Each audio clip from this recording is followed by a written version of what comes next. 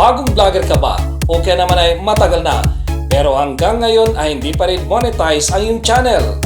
Ibabahagi ko ngayon paano mabilis na naprobahan ang monetization ng aking YouTube channel sa loob lamang ng isang araw.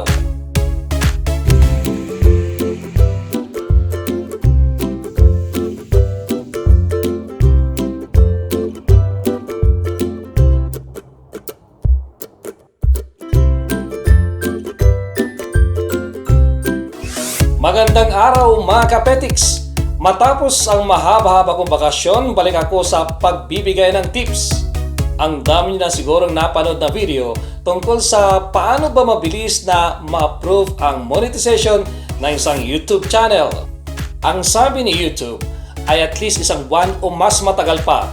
Base naman sa mga napanood ko ng mga videos, merong umabot ng 4 na araw at 3 araw bago na-approve. Kaya hindi ko in-expect na isang araw lang at naprobahan ang monetization ng aking channel. Hindi po ito pagmamayabang, pero gusto ko lamang i-share ang mga ginawa ko para makatulong sa mga nag-uumpisa ng kanilang YouTube channel. Disclaimer naman po, hindi po eksperto o profesional sa pag-vlog, pero ang i-share ko sa inyo ay yung sarili kong karanasan. Bago ang lahat, para sa mga hindi pa nakakalam, ano ba ang mga requirements? Paano mag-apply para magsimulang magkaroon ng ads o kumita ang isang YouTube channel? Una, dapat meron kang 1,000 subscribers. Pangalawa, dapat magkaroon ka ng 4,000 watch hours sa loob lamang ng isang taon. May ideya ba kayo gaano katagal yung 4,000 watch hours? Pag minultiply mo yan ng 60 minutes, aabot yan ng 240,000 minutes.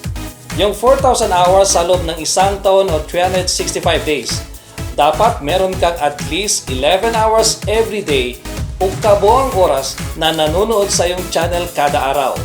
O kaya naman watch hours na 24 hours every day para ma-reach mo yung 4,000 watch hours sa loob ng 5 buwan.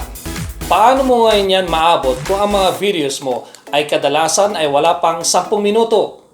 Sabihin natin umabot ka naman sa 20 minutes per video.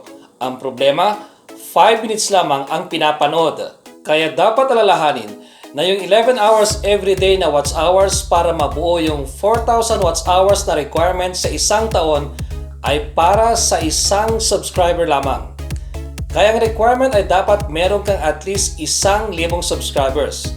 Ngayon, pag i-divide mo yung 11 hours per day sa 1,000 subscribers, ang kailangan mo lamang ay at least 1 minuto na manonood ng isang subscriber araw-araw sa loob ng isang taon. So napaka-importante yung 1,000 subscriber na at least 1 minuto kada araw o 7 minuto na manonood ng isang linggo. So napaka-importante na regular ka nag-upload ng video kada araw o kada linggo at kailangan panunuorin talaga ng iyong mga subscribers.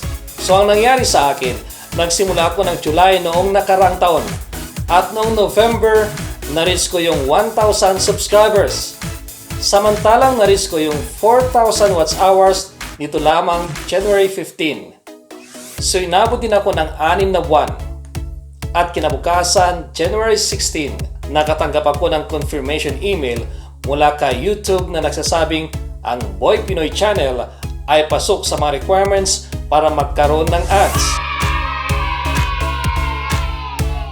Tapos sinundan ko na yung link na binigay para sa next step, yung pag-apply nga for monetization. Sa unang step, binasa ko yung terms and conditions nila at nag-agree. Pangalawang step, nag-sign up ako ng aking Google AdSense account. Naghintay ako ng ilang oras para mai-set up nila yung aking account. Matapos nyan, automatic na nireview na nila ang aking channel. At agad-agad the next day, January 17, meron ng email confirmation na naprobahan sa YouTube Partner Program ang aking channel at pwede na magsimula na magkaroon ng ads.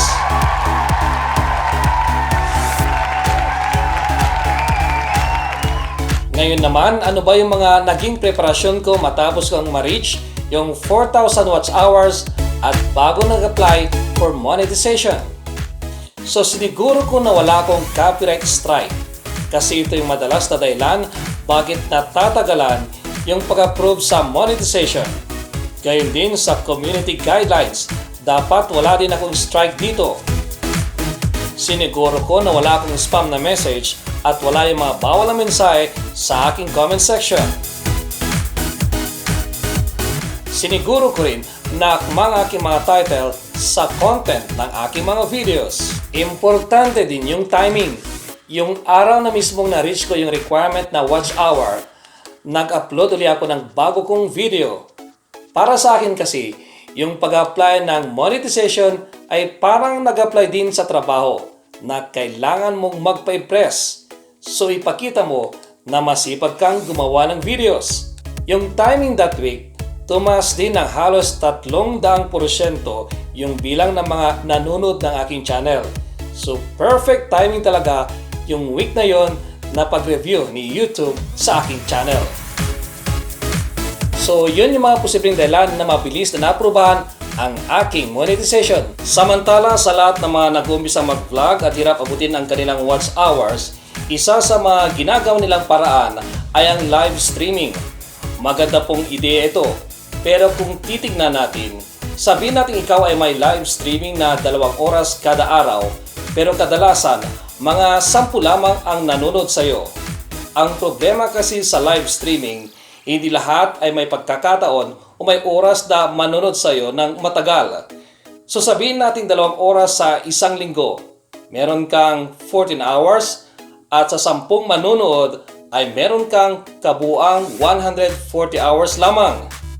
Samantalang kung ikaw ay gagawa ng video na magandang content at kahit may lamang ito at pinanood ng marami, madali kang makakuha ng watch hours. Sabihin natin isang 5 minutes video ang naging viral at kahit umabot lang ito ng 10,000 views.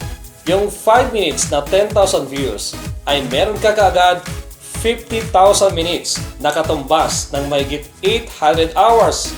Halos abot mo na yung ika-4 na bahagi, yung 4,000 watch hours. So napaka-importante na magkaroon ka ng kahit 1 o 2 videos na makakuha ng maraming views. Isa pa, kailangan mo ring mag-comment ng mag-comment sa ibang videos ng ibang vloggers para unti-unting napapansin ng iba ang iyong channel. Bukod sa views, dito ka rin makakuha ng dagdag na subscribers. Ngayon ang tanong, paano pag hindi mo nabot yung watch hours sa loob ng 1 taon? Mag-umpisa ka uling buuin yung 4,000 watch hours sa loob ng panibagong 1 taon. Bagamat tuloy-tuloy lamang na tumatas ang watch hours ng iyong channel, pero hindi nito iko-konsidera yung nakuha mo sa nakalipas na taon para ma-monetize. So halimbawa nag-umpisa ka na yung channel ng Enero, dapat mabuo mo yung kailangan na watch hour hanggang Disyembre. Dahil pagdating ng Enero sa susunod na taon, mag-uumpisa ka uli at tanging views ng mga nakapublic na video ang iko-konsidera. Anumang video na naka-private ay hindi ito isasama. At sana naging malinaw ito sa inyo. At dahil malapit ang mag-1 taon ang ating channel, pipili ako na mabibigyan ng exclusive Boy Pinoy shirt. Mag-iwan lamang na mensahe at gamitin ang #BoyPinoy. Ipapadala ko yan ng libre at wala kayong babayaran. Ito'y bilang masasalamat ni Boy Pinoy sa inyong suporta at pagsama sa loob ng halos 1 taon na. Muli dahil sa inyong suporta, kayo ay nakakatulong sa mapipili nating public school sa Pilipinas na bibigyan ng mga school supplies gaya ng mga computer at libro at mga gamit ng mga mapipili nating mga estudyante. Kaya't sana tuloy-tuloy ang ating bayanihan. Samantala kung meron kayong topic na gustong pag-usapan natin sa mga susunod na araw, ilagay lamang yan sa comment section ng video na ito. At para sa mga bago pa lamang sa channel na ito, huwag kalimutang pinutin ang subscribe button sa baba at i-share at i-like ang video na ito. Hanggang sa susunod mga kapetiks, maraming salamat!